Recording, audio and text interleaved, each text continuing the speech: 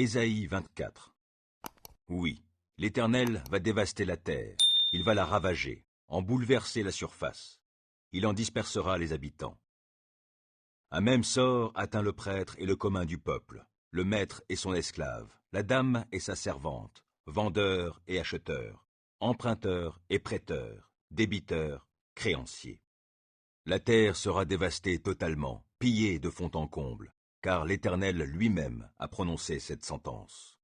La terre se dessèche et se dégrade, le monde dépérit et se dégrade. Les gens haut placés de la terre dépérissent aussi. La terre a été profanée par ceux qui y habitent, car ils ont transgressé les lois, altéré les commandements et violé l'alliance éternelle. À cause de cela, la terre se consume par la malédiction. Ceux qui l'habitent en portent la condamnation, et c'est pourquoi ils se consument. Il n'en subsiste qu'un petit nombre. Le vin nouveau est triste, la vigne est languissante, et tous les bons vivants gémissent maintenant. On n'entend plus le son des joyeux tambourins, le bruit tumultueux des gens en liesse a disparu, et la musique allègre de la lyre a cessé.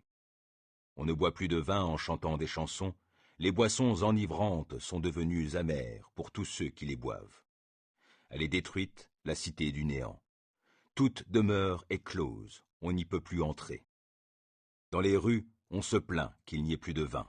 Il n'y a plus de joie, toute allégresse est bannie de la terre. Il ne reste plus dans la ville que la désolation. Sa porte est fracassée, elle est en ruine. Il en sera sur terre parmi les peuples, comme au golage des olives, ou comme au grappillage des raisins quand la vendange est terminée.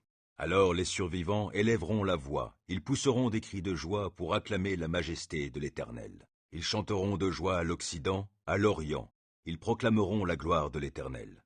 La renommée de l'Éternel, Dieu d'Israël, s'étendra jusqu'aux îles et aux régions côtières. Des confins de la terre, nous entendrons chanter « Honneur aux justes ». Mais moi je dis « Je suis à bout, malheur à moi ». Car les traîtres trahissent, oui, les traîtres trahissent traîtreusement. L'effroi, la fosse et le filet vous atteindront, habitants de la terre. Et il arrivera que celui qui fuira devant les cris d'effroi tombera dans la fosse. Qui remontera de la fosse sera pris au filet. Les écluses du ciel en haut se sont ouvertes. Et les fondements de la terre ont été ébranlés. La terre se déchire et se fissure, elle vacille, elle oscille et titube pareille à un ivrogne. Et elle est ébranlée tout comme une cabane, car le poids de son crime pèse sur elle. Elle tombe et jamais ne se relèvera. Il adviendra en ce jour-là que l'Éternel interviendra là-haut, contre l'armée d'en haut, et contre les rois de ce monde ici-bas sur la terre. On les rassemblera captifs, tous, dans la fosse. Ils seront enfermés à l'intérieur d'une prison. Après un temps très long, ils seront tous châtiés. La lune sera humiliée, et le soleil couvert de honte, car l'Éternel, le Seigneur des armées célestes, règne sur le mont de Sion et à Jérusalem. Il fera resplendir sa gloire devant les responsables de son peuple.